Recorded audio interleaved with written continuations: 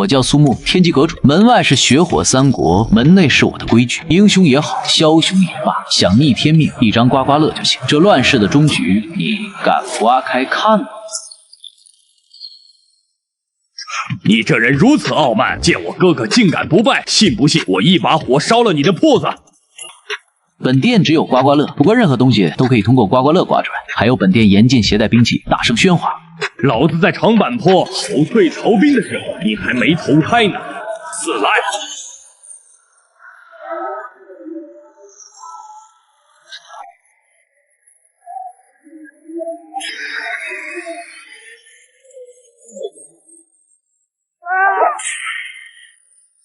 这是什么妖法？进了我的门，是龙得盘着，是虎得蹲着。喂，失礼了，云长孤军困守麦城，生死未卜，求先生指条活路。天机这东西不仅贵，而且残忍，你确定要买吗？只要能救二弟川蜀全境，我都可以。别地盘我不要，那玩意儿以后信不信留都两说。我要黄金，一张刮刮乐1000两黄金，不赊欠，不讲价。子龙，把黄金抬进来。大哥，此人来路不明。赵将军，你那杆长枪在这里连一根牙签都撬不动，要试吗？去抬金子。黄金成色不错，刘备果然够肥。刮开它就能看到关云长的结局。结局一定是云长杀出重围，对吗？刘玄德，接受现实吧。谢谢惠顾，什么意思？你耍我？我就说此人来路不明，一定是加黑店。哇呀！无耻小贼，竟敢戏耍你三爷爷，吃我一毛！司道普 ，sorry， 这个嘛，刮刮乐偶尔也会有空奖的时候，别急，再送你一张。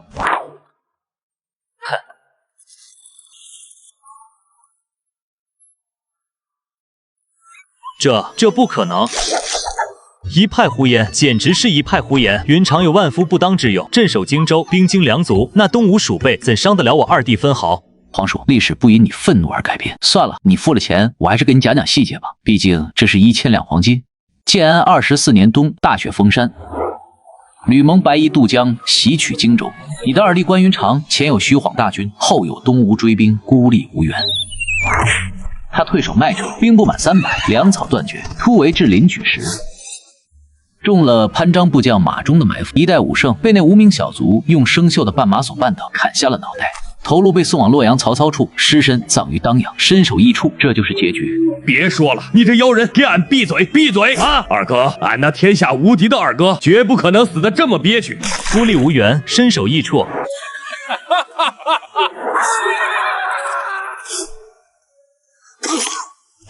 主公保重啊！云长啊，是魏兄无能，是魏兄害了你啊！这可是刚打蜡，台面得加钱。妖道敢诛我二哥，伤我大哥，今日俺老张就算拼了这条命，也要把你碎尸万段。张翼德，我说过，这是我的店。翼德，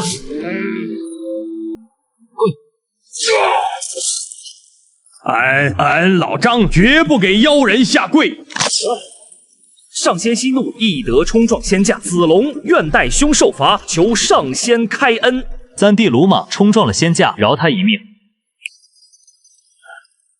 张翼德，你刚进门时便已稍加惩戒，你竟不知悔改，这次再让你长长记性，再有下次，小心你的性命。破坏公物罚金500，精神损失费500，出手费500，一共1500两，怎么付？父辈，这就付，只要上仙能救云长，便是金山也愿奉上。为还要买刮刮乐，再给我来一个，我要知道怎么救二弟。刘皇叔，痛快。不过丑话说在前头，这天机就像洋葱，剥开一层就得流一次泪。只要能救二弟，便是千刀万剐，备也受得。这怎么可能？三弟他……大哥，上面写的啥？是不是二哥没救了？阆中军营，睡梦之中身首异处。翼德脑袋没了。啥？脑袋没了？大哥，你别吓唬俺。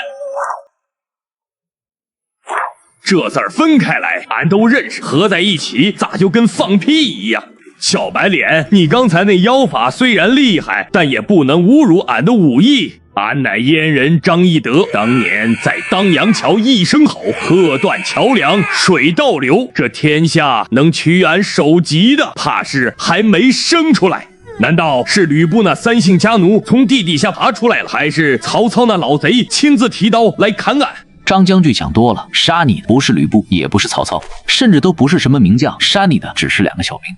那是张武元年，也就是你大哥称帝的第1年。你二哥刚死，你悲愤交加，天天酗酒。你喝醉了没什么，但你最大的问题是你喝醉了不仅不锁门，还睡得像头死猪，让2个小兵半夜给割了脑袋。这2个怂包是谁？俺老张就算睡着了，杀气也能震死他们。杀气张将军，那时候你身上只有酒气，他们很怕，怕得要死，但他们知道，若不趁你睡觉动手，明日死就是他们。俺被2个小毛贼像切瓜一样给宰了。这就是你的结局，你引以为傲的万夫不当之勇，在梦里连只苍蝇都挡不住。你的丈八蛇矛就在手边，可你拿不起来。一代猛将死于睡梦，头颅被割下，送往东吴领赏，身子留在阆中，头在云阳。张翼德这下知道为什么我说你会比你二哥死得更惨了吗？大哥，俺不想这么死，俺宁愿死在冲锋的路上。是谁？告诉我名字，是哪2个狗贼？我现在就去把他们碎尸万段。张达、范强。张达、范强，俺记住了，俺现在就回阆中，把这2个杂碎剁成肉泥，哪怕挖地3尺，俺也要把他们找出来生吞了。没用的，杀了张达、范强，还有李达、王强。你放屁！俺老张只要醒着，谁能杀俺？你也知道，前提是醒着。建安26年，也就是你大哥称帝那年，关羽死讯传来，你下令军中3日内置办白旗白甲，要全军挂孝伐吴。二哥死了，俺恨不得食肉寝皮挂孝。怎么了？这是义气。义气？那你为什么要鞭打士卒？你喝得烂醉如泥，把士卒绑在树上，一边哭，二哥一边抽鞭子。你吼着3天不办好白旗白甲，就把你们全砍了。俺那是气急了。张达和范强是你的部将，他们求你宽限几天，你说不行，你要杀他们，他们不想死，所以只能让你死。张翼德是你一把刀亲手递给的凶手，杀你的不是2个小兵，是你那控制不住的暴脾气，还有你对待下属如同猪狗的傲慢。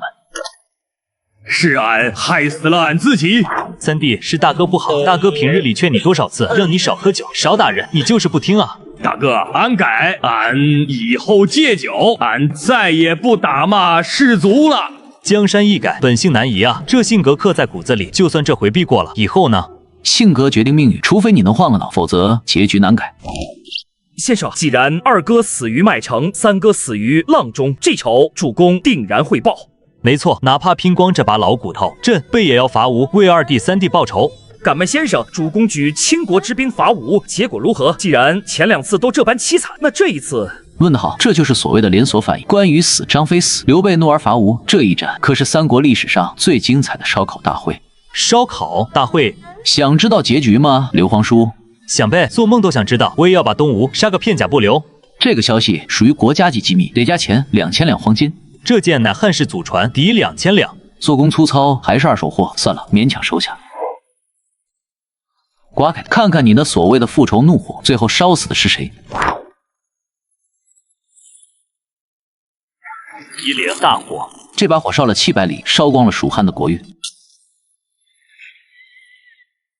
嘿嘿嘿，我有70万大军，一人一口唾沫也能把火灭了，哪怕是把长江填平了，我也要杀进东吴。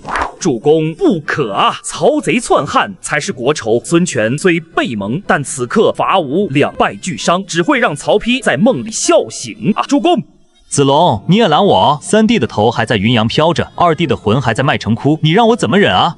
主公那是私仇，大汉江山还是公义。这一仗若打70万精锐尽丧，蜀汉就真的完了。去他娘的江山，去他娘的大局！我刘玄德打了一辈子仗，就不能为兄弟任性一回吗？这火烧不到我，因为我会把东吴那帮鼠辈剁成肉泥。计算器50两，记账上。这火是谁放的？我去杀了他，只要杀了他，就不会有火了，对不对？扎不完的。放火的人叫陆逊，这会儿他还是个在东吴被人看不起的文弱书生。但你别急，等你那700里连营扎好，这把火就注定要烧起来。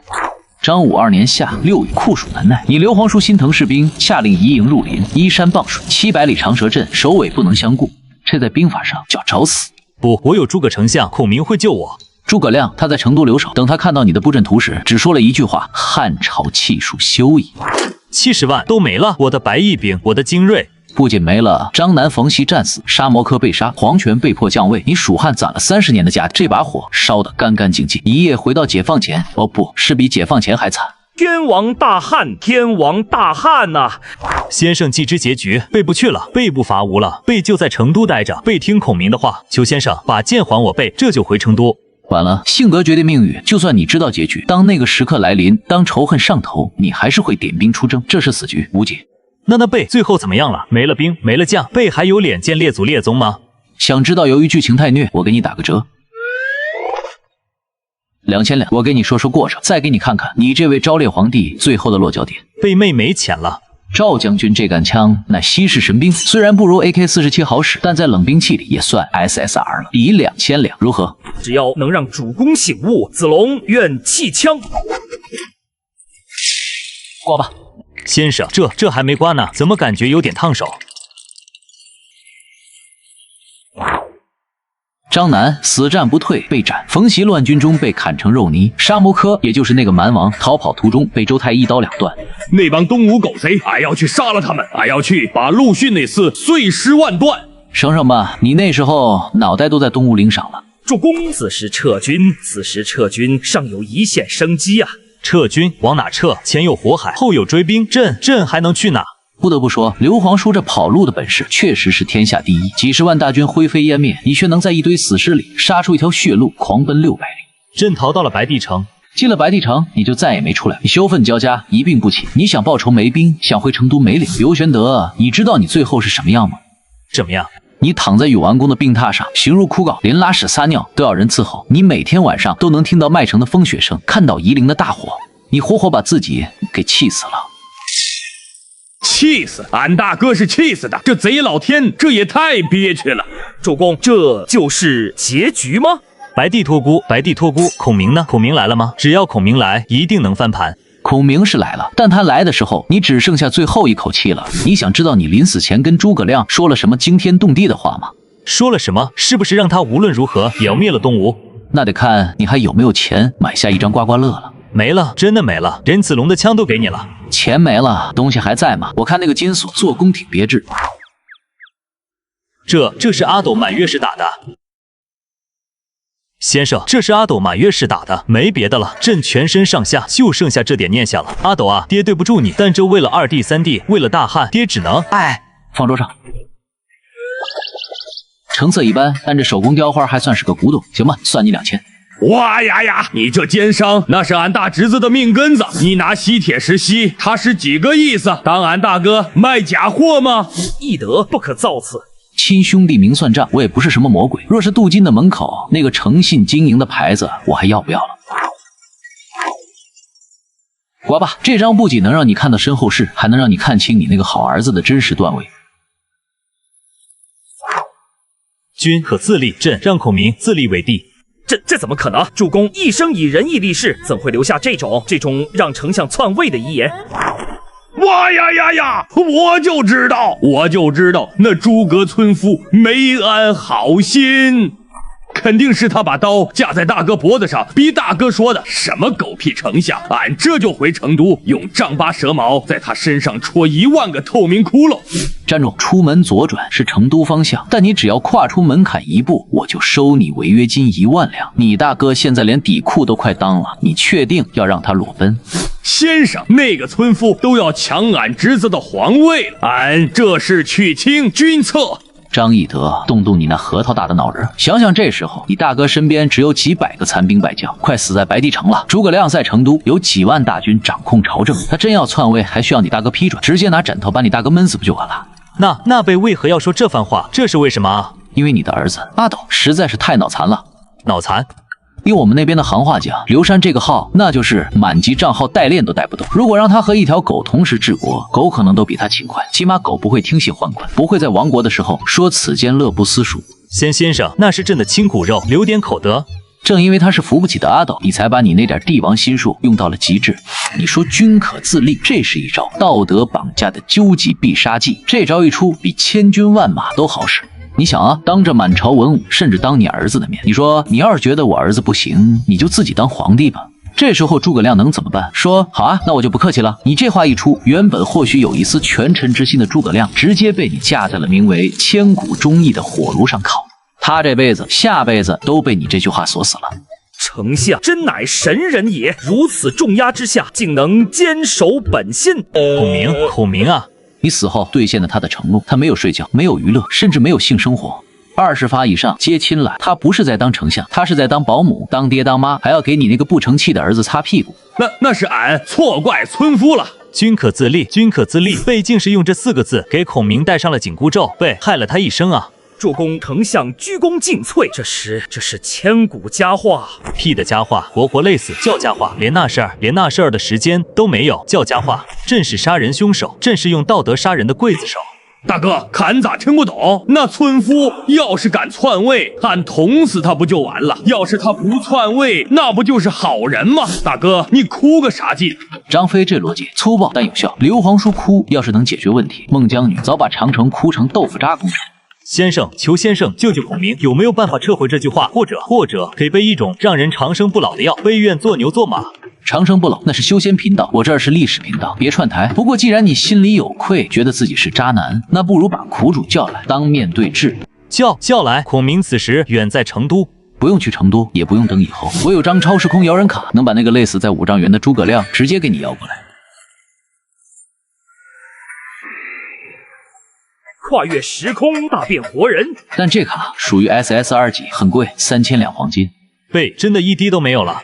钱没了，材料可以抵。我看张三爷这胡子，钢针一般乌黑油亮，若剪下来做成毛笔，那是极品。张飞子豪勉强抵个3000两。哇呀呀！你要干啥？头可断，发型不可乱，胡子是俺猛张飞的本体，没了胡子，俺还怎么吓唬人？翼德，为了丞相，为了主公的心结，你就牺牲一下吧。四龙，你个浓眉大眼的也叛变了。三弟，大哥，求你了！接，他娘的，就当被狗啃了。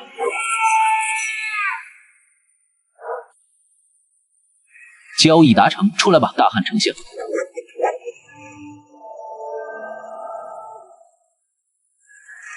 这是何处？亮，这是终于累死了吗？也好，这阴曹地府倒也清静。先帝，罪臣亮拜见先帝啊！亮无能，未能心腹汉室，未能还于旧都。亮有负托付，有罪啊！孔明，你怎么老成这样了？你怎么瘦成这样了？是朕害了你，是朕把你累成了这样。呜！先帝能在九泉之下再见先帝颜面，亮虽死无憾了。丞相苦啊！喂，你俩别跑题，时间有限，赶紧聊，后面还有节目呢。哎，这就是以后那个村夫，咋看着像个要饭的老头？喂，老头，俺问你，俺大哥死后，你真没抢俺大侄子的皇位？翼德，你又喝酒闹事，来人将张飞拖下去，军棍20。我操，这老头好大的杀气，比俺当年杀猪还狠。丞相，是我子龙，这里不是阴间，也不是军营。子龙，你为何如此年轻？翼德，你的胡须何在？先帝，诸葛丞相，欢迎来到天机阁。简单来说，你穿越了。这里的刘皇叔还没去伐吴，还没死在白帝城，你也没死，你只是被我从5丈原借调过来加个班。超时空，逆转乾坤，先生莫非是神人？神人谈不上，我是个生意人。我看丞相嘴唇干裂，想必是累得连水都顾不上喝吧。来，喝杯茶，正宗碧螺春，抚慰心灵，提神醒脑。多谢上仙赐茶。陈慧50两黄金。这两袖清风，身无长物。你这黑店连个老头的钱都坑。记朕账上，孔明喝，哪怕把朕卖了，这茶你也得喝。真相20年了，亮从未喝过如此舒心的茶。茶也喝了，人也见了，误会也解除了。既然亮号已经上线了，别急着下线。诸葛丞相，你家主公刚才还在哭嚎，蜀汉没救了。既然你来了，不如亲自给他讲讲，你是怎么接过那个烂摊子，又是怎么在那片蛮荒之地玩了一出精彩绝伦的七擒孟获的。那时候，先帝已去3年，南中大乱，雍凯、高定、高杰蛮王孟获造反，蜀汉刚经夷陵大败，兵微将寡，亮不得不亲征。5月渡泸，深入不毛。那地方不是人待的，水是红色的，像生了锈的铁水，喝一口就烂肠穿肚，林子里全是毒物，吸一口人就倒下，再也醒不过来。我的兵，我的孩子们，没死在战场上，倒死了一大半在拉肚子的路上。哇呀呀，这帮蛮子使阴招，有本事出来跟俺老张大战300回合。张将军，那叫生化武器，比你的蛇矛厉害多了。那蛮王孟获身穿犀牛皮甲，力大无穷，就是脑子马，大概和翼德在伯仲之间。村夫，你骂谁呢？信不信俺把你胡子也拔了？翼德像是在夸你勇猛。第一次我设了个口袋阵，激他来钻，他来了，被抓了。他不服，说是因为那是山路，他没走稳。典型的小学生心态，输了怪网卡，怪鼠标坏了，怪手柄没电。于是我放了他。放了，抓到了。为什么放了？第2次他派人来诈降，被我识破，把他也捆了。他还说不服，说是手下人出卖，这就是甩锅局。第3次他半夜来偷营，掉进了陷坑。第4次、第5次，这也太菜了吧！这种人也能当蛮王？俺老张一只手能打他10个。到了第7次，他穿着藤甲，以为刀枪不入，结果被我一把火烧得叫天天不应。当他第7次跪在我面前时，我让人给他松绑，请他吃肉喝酒。孔明啊，你怎么还请客吃饭？这一趟南征粮草多贵啊，咱家底本来就薄。这就是格局。刘皇说，你要是懂这个，当初就不会为了2个弟弟把家底烧光了。先帝杀孟获一人，易如反掌，但杀了他，会有下一个孟获，会有千千万万个不服气的蛮人。亮要的不是一座堆满尸体的死城，而是大汉稳固的大后方。只有南中人心归汉亮，才能腾出手来替先帝北伐曹贼。孔明，你这是在拿命换时间啊！丞相大义，子龙不如也。虽然听不太懂，但感觉很厉害的样子。那蛮子最后服了吗？他哭了，他说丞相天威，南人不再反矣。顺便提一句，为了安抚卤水冤魂，丞相还发明了一种用面团裹肉的东西祭姜。肉啥好吃的？馒头后来成了你们军粮的主食，省得你们天天啃树皮。这村夫倒也不是一无是处嘛。丞相保重。孔明，别讲了，朕不听了，朕只要你活着。先帝亮没事，南中平了，后方稳了，接下来就是那场几乎把蜀汉国运打光，也把你这盏油灯熬干的北伐了。北伐，先帝，你可知亮在出征前写给后主的那篇表文时是何心情？表文：出师一表真名士，千载谁堪伯仲间。先帝创业未半而中道崩殂，今当远离，临表涕零，不知所云。孔明，别念了，朕知道了，朕都知道了，是你替那个不争气的阿斗扛下了这1000斤重担啊！丞相苦啊！俺老张心里也堵得慌，像是吞了1斤生铁。收收味儿，鼻涕都快滴到我地板上了。纸巾1两金子1张，你这趁火打劫的。鉴于你们哭得太有诚意，本店搞促销第2盒半价，要不要？要，记账，全记朕账上。丞相既然南中已平，为何还要执意北伐？那曹魏兵强马壮，休养生息不好吗？子龙啊，我也想休养，可那曹魏地大物博，他们休养1年，顶我们10年。我们只有以攻代守，我不去打他，他就来吞了我们。建兴6年，亮出师，岐山天水，南安、安定3郡，叛魏应亮，关中震动。好啊，干得漂亮！这不就赢了吗？直接打进长安，活捉曹睿那个小兔崽子，把他屁股打开花。赢个锤子！马谡呼我街亭，失守了，进无据点，退无归路。为了保住大军性命，亮不得不摆了一出空城计。西城县兵不满2000，司马懿15万大军兵临城下，2000打15万，这还打个屁！快跑啊！跑不掉。亮让人大开四门，自己在城楼上焚香操琴，门口就留2个老兵扫地。我就坐在那儿赌司马懿的多疑。那司马老儿是被驴踢了脑袋，这都不敢进，要换了俺老张，管你在上面弹琴还是跳舞，直接带人冲进去，把楼拆了。这就叫虚者实之。司马懿怕的不是那2个扫地的，怕的是诸葛亮这3个字。当然，要是换了张飞坐城楼上，咋样？是不是更吓人？司马懿估计会笑死，然后直接万箭齐发把你射成刺猬。毕竟傻子都知道，张飞不可能玩埋伏。你骂谁傻子？空城计虽险，却也是无奈之举。第1次北伐就这样败了。后来其次不是粮草不济，就是有人在后方掣肘。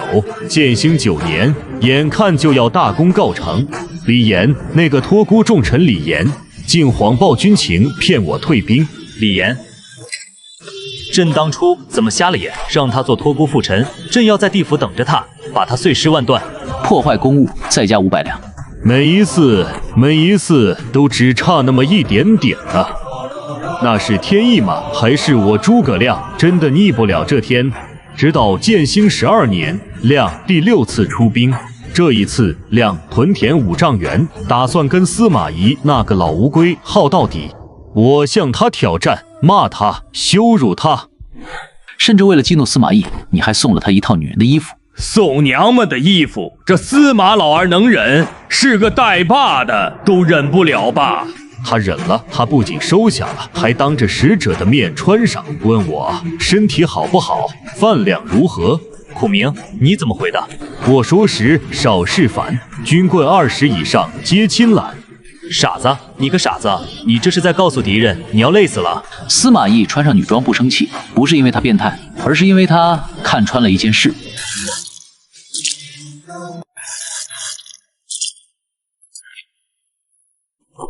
孔明，别说了，朕不听了，咱们回成都找最好的大夫，哪怕是用金子堆，朕也要把你的命堆回来。没用的先帝，亮这事油尽灯枯。在那5丈原，亮夜观天象，见克星背明，主星幽隐，亮知道大限将至。丞相乃神人也，既知天命，难道就无法可解吗？当年借东风108阵，丞相哪一次不是逆天而行？逆天亮确实试过，伯约劝亮用齐禳之法。啥法？能吃吗？就是点7盏灯，中间放一盏主灯，要是这主灯7天不灭，就能给这一局游戏强行续币，再玩12年。孔明，你做了吗？成了没？12年，若再有12年，朕的大汉就回来了，哪怕是1年也行啊。亮在帐中设下祭坛，白日处理军务，夜间不更踏斗。前6日风平浪静，那主灯光焰如豆，却始终未灭。6天了，只差最后1天。第6日深夜，亮见主灯明亮，心中狂喜，只要熬过今晚。打断一下，这就好比你在网吧通宵，还剩最后的1分钟就要推掉敌方水晶了。你以为你能赢，但你忘了网管还没同意呢。阎王爷那边的服务器都显示你该下线了，你非要用外挂锁血，这种行为系统管理员只能封你号。先生，这种时候就别说风凉话了。孔明，别理他，告诉朕第7天怎么了？是不是成了？就在那将成未成之际，帐外突然杀声震天，一人慌慌张张闯入帐中，大喊魏军结营。他脚步太急，冲进来的时候一脚踢翻了主灯，灯灭，烟消云散。灯灭了，朕的12年没了，朕的孔明没救了。是谁？魏军结营？若是真的结营，丞相怎会不知？这分明是那帮司马老贼的奸计。那个闯营的人是谁？子龙要将他千刀万剐。那人闯进来报信，可帐外根本没有魏军，那是谎报军情，那是天意弄人呐！什么天意？这就是故意的。俺虽然脑子笨，但也知道大半夜往元帅帐篷里冲，准没好事。那人是谁？哪怕他是玉皇大帝派来的，俺老张也要把他的脑袋拧下来当球踢。张将军这直觉倒是比平时敏锐。那人确实不是故意的。哦，不对，准确说，他一直都想搞事情。还记得我说过吗？有些人脑后长着反骨。反骨。先生告诉贝名字，不管是我的兵还是我的将，杀了孔明就是杀了朕的大汉，朕要诛他9族。此人就在你们军中，而且位高权重。诸葛亮死后，他还要造反，还要大汉，谁敢杀我？他的名字叫魏延。魏延，那个红脸贼，那个在长沙俺大哥就想杀的魏延，哇呀呀呀！俺这就去把他撕碎了喂狗。魏文长虽然桀骜，但阵前杀敌确实勇猛。没想到竟是他踢翻了丞相的主灯。文长生性金高，当时也确实不知我在禳兴，只是亮死后知其必反，故留下锦囊，令马岱潜伏其侧，待他高喊“谁敢杀我”之时，将其斩杀。谁敢杀我？好一个谁敢杀我！好一个大汉征西大将军！先生，把他摇过来，朕倒要当面问问他，他心里想的是不是篡位？魏延嘛，虽然也是名将，但在卡池里只能算 SR， 比诸葛丞相便宜1000两黄金。朕真的连一个铜板都没有了。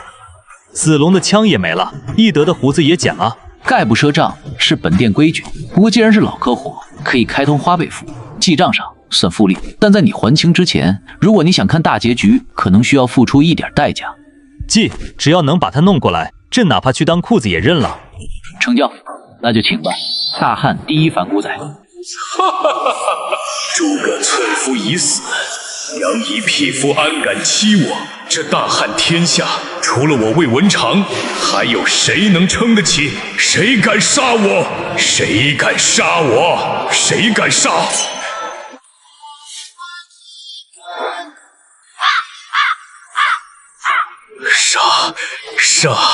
杀鸡焉用牛刀？主公啊，末将想死你了。末将刚才是在练嗓子，绝对没有别的意思。练嗓子，俺看你是在练怎么死。踢翻灯是吧？谁敢杀你是吧？造反是吧？俺让你踢，那可是丞相续命的灯，那就是俺大哥的命。三将军饶命，那是误会，我是去报信的。丞相，你帮我说句话。魏延，朕问你，孔明死后，你为何不遵以命？为何要烧绝栈道？为何要同室操戈？主公，杨仪那小人要杀我，我是被逼的。我只想杀杨仪，没想背叛大汉啊！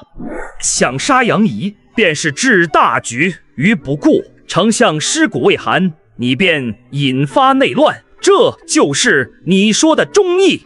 行了，别打了，再打就死透了，还得花钱复活。魏文长这人怎么说呢？虽有反骨，但也确实是被逼到了墙角，性格缺陷罢了，自负、狂傲、情商低。在职场上，这就是典型的业务能力强，但没朋友，最后被同事联合整死。算了，老子也打够了，滚吧！亮已油尽灯枯，先帝保重。孔明走了，魏延反了，马谡斩了，朕的这些老兄弟都没了，这蜀汉还剩谁？还剩一个人，一个被诸葛亮看中，接过了他衣钵的魏国降将姜维。他带着你的遗志久伐中原。他在蜀汉灭亡、后主投降的情况下，依然试图策反钟会，想要复国。他说：“我计不成，乃天命也。”最后他死在了乱军之中，被剖腹取胆，胆大如斗。剖腹取胆，想见见吗？这位可是个狠人。不过鉴于你们信用破产，这张算赊账，利息30%。见，朕要见，只要有人在，大汉就有救。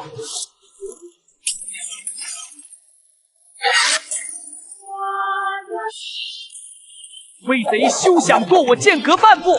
来呀，我将伯约还在，大汉就在。话说，曹贼竟然找人假扮先帝，乱我军心，竟敢亵渎先帝英灵，受死！哎，这就是朕的。主公小心！哇呀呀，你这生瓜蛋子疯了吗？这是俺大哥，是大汉昭烈皇帝，你长眼是用喘气儿的吗？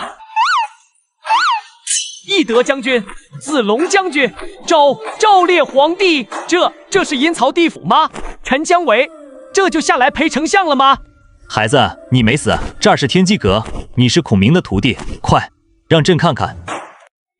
陛下，臣惶恐，臣投奔丞相时，陛下已经驾崩6年了。驾崩6年，原来朕在那时候已经是个挂在墙上的死人了。是啊，朕都不认识你，朕的大汉竟然是靠一个朕从没见过的孩子在撑着。感人，真是一场跨越时空的网友面基。刘皇叔，好好看看他，他本来是魏国人，被诸葛亮忽悠瘸了，从此就把命卖给了蜀汉。诸葛亮六出祁山，他接班后更是变本加厉，就伐中原。九字孩子，苦了你了，没有孔明在旁，你一个人是怎么扛过来的？臣不苦，丞相一志，唯一刻不敢忘。曹魏势大，我若不攻，彼必来攻。唯没有丞相的惊天伟地之才，唯只有这一条烂命。只要唯还有一口气，这北伐的大旗就不能倒，哪怕流尽最后一滴血，也要咬下曹贼一块肉。好男儿，丞相没看错人。热血漫主角发言结束了吗？来看看数据，9次北伐，胜多败少，战绩确实不错。但你看看这代价，蜀汉人口锐减，面有菜色，百姓不仅要交粮，还要送儿子去填你那个无底洞。朝中大臣骂你是穷兵黩武，连你保护的那个皇帝刘禅都嫌你烦。姜伯约，你把蜀汉最后一点国运都透支光了，值得吗？透支又如何？我不打就能活吗？我不打，魏国就会放过我们吗？这是慢性死亡。我是在给大汉做心肺复苏，哪怕只有1/1000的机会，我也要告诉曹贼，大汉还没死绝。别说了，朕懂，朕都懂，你是朕的好臣子，你是孔明的好徒弟啊。虽然我很欣赏这种孤勇者精神，但很遗憾，现实不是热血漫。你的9次北伐，最终还是为了他人做嫁衣。姜伯约，你不怕死，不怕累，甚至不怕背负千古骂名。但你千算万算，没算到最后终结你梦想的是一个你根本看不上的残疾人。出来吧，把大汉棺材板钉上最后一颗钉子的男人。这是拿匹夫纳命来！本店禁止 PK， 烟灰缸10两损坏，照价赔偿。另外，姜伯约，你现在的身份是欠债人，老实点。这就是灭了朕大汉的人，看着怎么像个偷鸡摸狗的老农。就这，俺老张一口气能吹倒仨。喂，老头，你会打仗？在下邓蹬啥？灯笼。邓是在。哎呀，我的个亲娘嘞！你说话能不能利索点儿？是不是嘴里含着核桃没吐出来？听得俺肠子都要打结了。翼德不得无礼，此人眼神藏奸，绝非善类。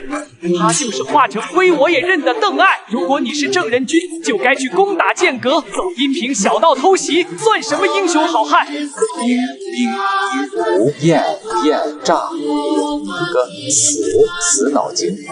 哎呀，苏先生，能不能给他开个2倍速，或者给他来一拳充气？这也太费劲了。这叫个人特色，别打岔，让他说重点。姜维在剑阁把中被挡得死死，这时候这位邓结巴做了一个让他手下都觉得他疯了的决定。阴平古道700里无人区，悬崖峭壁，飞鸟难渡，除了猴子，没人能过去。我不信你能带兵飞过去。没路就滚！我裹上这个从山顶滚下去，就这样，几千人拿命滚！2000精兵裹着毛毡，从几百米高的悬崖上直接跳下去，摔死的、挂树上的、撞石头的不计其数。赵将军，你一身是胆，但你敢带着2000人去跳那万丈深渊吗？置之死地而后生，疯子！这是彻头彻尾的疯子，用命赌一条路，此人够狠！疯子，我防住了千军万马，却没防住一群不要命的疯子。过了阴平，就是江油门成都大门开了。江油一失，成都便无险可守，朕的家被偷了。大哥别慌，还有那个谁，诸葛瞻，俺听说是村夫的儿子，虎父无犬子，他肯定能顶住。诸葛瞻确实去了，绵竹一战，诸葛瞻战死，诸葛尚战死，诸葛家满门忠烈，尽皆殉国。无名啊，朕对不起你，朕把你的独苗都端了。诸葛瞻死后，邓艾兵临成都城下，此时邓艾手里的兵加上伤员不到2000人，累死了，马都没进了。而成都城内还有带甲兵士数万，粮草足以支撑1年。南边还有姜维的几万大军正在回援。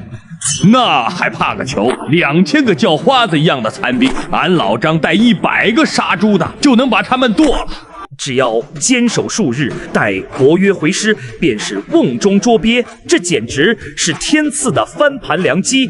对，阿斗虽然笨，但这笔账他应该会算。守城只要守住，先生，阿斗是不是坚守待援了？他是不是亲自上城墙鼓舞士气了？朕的儿子这时候总该硬气一回了吧？刘皇叔，你太高看那个满级废号了。面对着区2000残兵，你的宝贝儿子做了一个让所有人都惊掉下巴的决定，他把自己绑了起来，拉着一口棺材，带着文武百官出城投降了。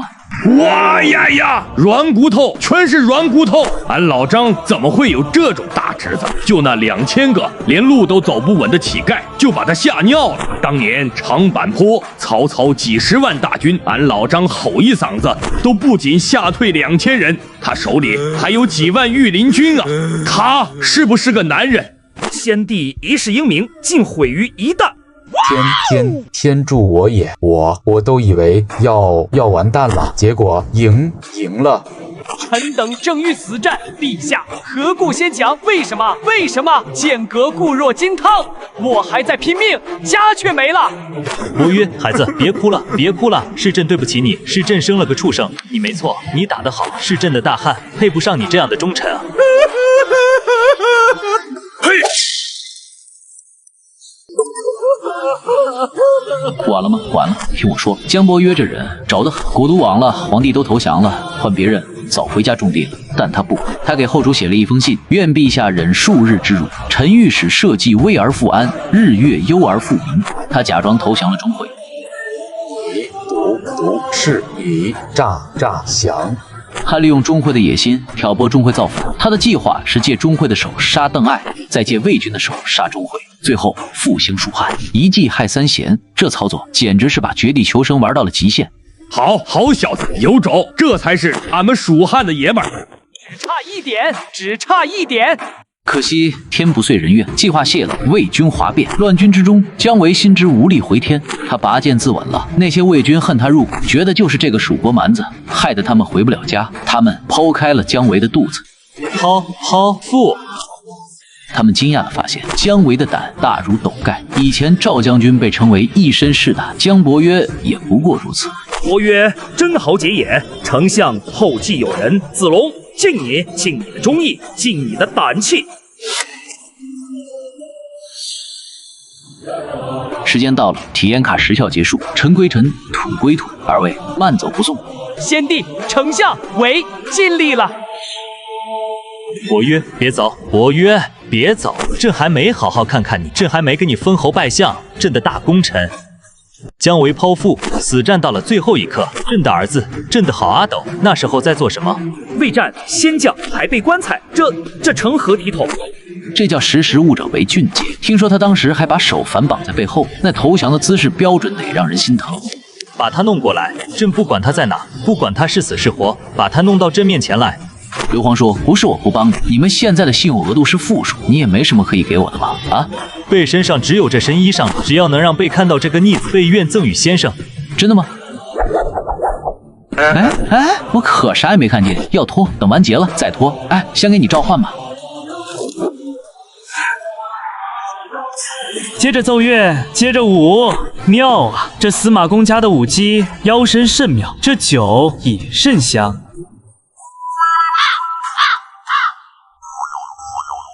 这是啥玩意儿？成精的猪妖！俺的大侄子就长这怂样。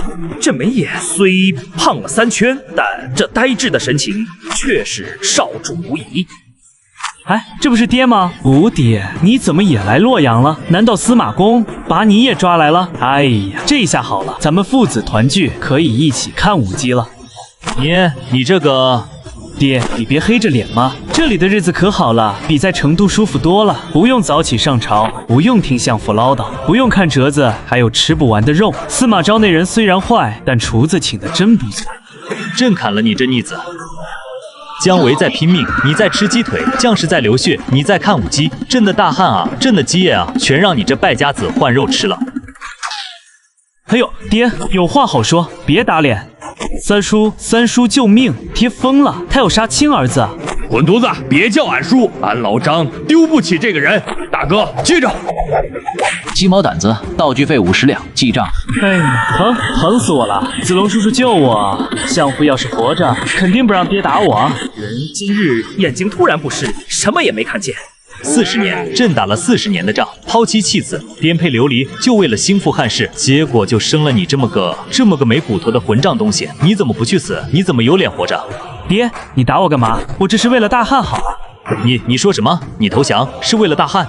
对啊，爹，你想想，我要是不降，魏军就要攻城，那时候成都就是一片火海，那几万老百姓不就没命了吗？相父从小教我要仁德，要爱民如子。我如果不投降，大家都要死。我现在投降了，虽然大汉没了，但大家都活着，不好吗？这逻辑无懈可击，某种意义上也是个人才。而且爹，你看我现在是安乐宫，日子过得挺好，魏国也没杀我，这不是最好的结局吗？这就叫曲线救国，活着就好。朕的仁德原来是被你这么用的。我虽然失去了国家，但我保住了体重啊！哈哈哈哈哈。少主苟活得来的仁德，那是屈辱啊！丞相六出祁山，姜维9伐中原，甚至剖腹取义，不就是为了大汉最后那一点骨气吗？子龙说：“你这就狭隘，骨气能当饭吃吗？7两钱1斤，你看姜维有骨气吧？肚子都被剖开了，凉透了。相父有骨气吧？累死在5丈原，灯都续不上。只有我阿斗活到了64岁，这叫善终。”爹，咱们老刘家除了老祖宗刘邦，有几个比我活得久？这叫什么？这就叫生存流玩法的满级号。哇呀，气死俺了！这怂包还挺骄傲。大哥，让开！俺要把这厮的肚子捅个窟窿，看看里面装的是屎还是草。逆子啊！朕怎么生了你这么个没皮没脸的东西？张将军且慢，作为俘虏，你这大侄子的段位确实是王者级的。隔壁东吴的孙浩投降后被司马炎当猴耍，最后被赐毒酒，而你的宝贝儿子却被封为安乐公，10亿万户。因为俺大侄子傻，人有傻福。不，因为他演得好，或者说他已经把不要脸这门艺术修炼成了本能。安乐公，来，给你快气死的老父亲表演一下那个名场面。那天司马昭宴请你，问你那个问题时，你是怎么说的？安乐公阔，私塾否？子建乐不思蜀意。你说什么？乐不思蜀？那是你的家啊，那是无数将士用血肉堆出来的蜀汉，你就在仇人的酒桌上说不想了？这就受不了了，还没完呢。当时你的旧臣西正都听不下去了，趁上厕所把你拉到一边，教你下次司马昭再问，你要哭着说先人坟墓都在蜀地，无日不死。对，我是这么演的。然后司马公问我，咦，这话怎么像西正教的？你怎么回答？你是怎么回答？我说，哎呀，正是他教我的。爹，你是没看见，当时司马公笑得酒都喷出来了，全场大笑，气氛可好了。从那以后，他们都知道我是个真傻子，就再也不防备我了，我也就安全了。我赢了，爹。喂，这一生到底是为了什么？抛妻弃子，借荆州，入西川，夷陵火，白帝城，就是为了让这个傻子在敌人面前扮小丑吗？呵，神机妙算诸葛亮，一身是胆赵子龙，义薄云天关云长。最后竟然都输给了这个此坚乐，孔明啊，你死得冤啊！主公，大哥，这他娘的叫什么事啊？时间到，体验卡结束。爹，你也别太累了，活着多好啊！以后下来陪我喝酒啊，那里的酒都不如洛阳的好。别，朕不想活了。这就心理防线崩溃了。你觉得刘禅是天底下最烂的结局，那是你孤陋寡闻。还能有谁？亡国之君，谁能比阿斗更无耻？看来由于长期封闭，你的信息茧房很严重。来，给你治治抑郁症，看看你的老邻居东吴。东吴孙权，那闭眼儿难道也？孙权当然早死，我要给你看的是他的宝贝孙子东吴末代皇帝孙皓，这位可是重量级人物，真正的行为艺术家。西西剥皮挖眼，谁敢看朕，朕就把他的脸皮剥下来做骨面。这啥玩意儿？俺老张杀了半辈子猪，也没见过这眼神。一身戾气，邪气冲天，此人竟是一国之君。饮水入宫，朕要看宫狱流法，谁敢不孝？不孝的，统统锯掉双腿。这是疯子，这是孙仲谋的后代。孙皓，著名的暴君，杀人如麻，酷刑当娱乐。相比之下，你那儿子只是爱吃鸡腿，爱看舞姬，简直就是人畜无害的小白兔。看看这位硬汉最后的表演。公元280年，晋军兵临城下，罪人孙皓起相起活，光着膀子还脱狗棺材，这也太埋汰了。俺大哥当年都没这么丢份儿。这就是所谓的愚趁自负。你儿子投降，好歹穿戴整齐，还是坐车去的。这位呢，为了活命，把尊严像擦脚布一样踩在烂泥里。刘皇叔，现在感觉如何？阿斗虽然跪了，但至少还穿着衣服，至少没含着石头装狗。怪哉，朕竟然觉得阿斗那个逆子还算体面。最后，他被封为归命侯，顺天归命，摇尾乞怜。和你儿子的安乐宫比起来，哪个听着更像骂人？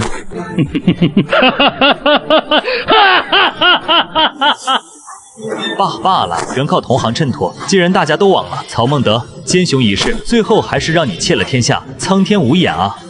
苍天很公平。曹操和你一样，也是个高级大官，他忙活了一辈子，挟天子以令诸侯。如果不算那几个短命的儿孙，他其实一天皇帝都没当过。不是曹家，那还能是谁？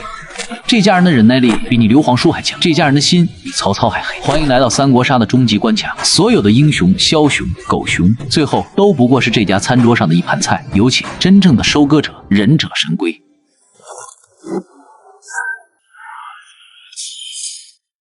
这就是死后的世界。刘玄德、张翼德，呵，老夫竟然在下面见到这帮手下败将。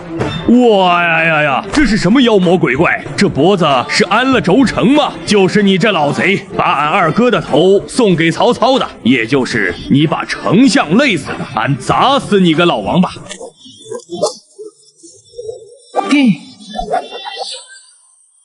张将军，虽然我也很想看这老头挨揍，但这是我的店，打坏了设施，把你卖了都赔不起。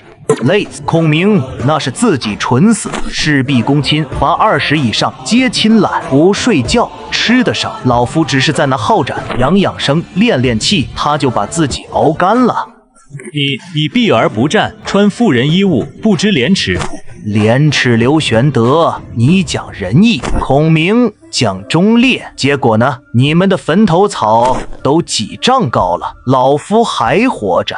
曹孟德死了，曹丕死了，曹睿也死了，老夫把曹家3代人都熬死了。只要活得久，活到所有比你强的人都死了，这江山自然就是我的。此人心中无国无君，只有私欲，这就是乱世的终结者吗？太可悲了。司马大爷这套理论放在现代，就是只要我活得够久，我就能领光社保。他对曹爽说：“大侄子，我只想要兵权，保你下半辈子荣华富贵，我指着洛水发誓。”曹爽那个傻白甜信了，投降了。然后他转身就把曹爽一灭三族，7000多人血流成河，连出嫁的姑奶奶都没放过。从此，曹魏政权实际上姓司马了。止水为誓，视如儿戏，这世间还有信义2字吗？信义那是给死人看的墓志铭，老夫只看结果。不过老夫只是开了个头，真正动手的是老夫那2个好儿子。玄德公想见见那个当街杀皇帝的大英雄吗？预警一下，接下来的画面可能引起极度生理不适。司马昭之心，路人皆知。这天下本就是强者的，还要什么遮羞布？这货看着比那个老王八还欠揍，这是谁？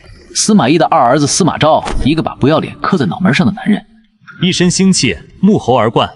刘皇叔奏了，给你看个大场面。魏国皇帝曹髦，也就是曹操的曾孙，不想当傀儡，带着几百个太监奴仆冲出来要杀司马昭。如果是曹操会挟天子，如果是董卓会废天子。但司马昭的手下在大街上光天化日之下，直接把皇帝捅了个对穿。当街弑君几千年来，这是第一次，也是吃相最难看的一次。弑君，当街弑君，这就是大汉400年养出一群猪狗。乱臣贼子，人人得而诛之。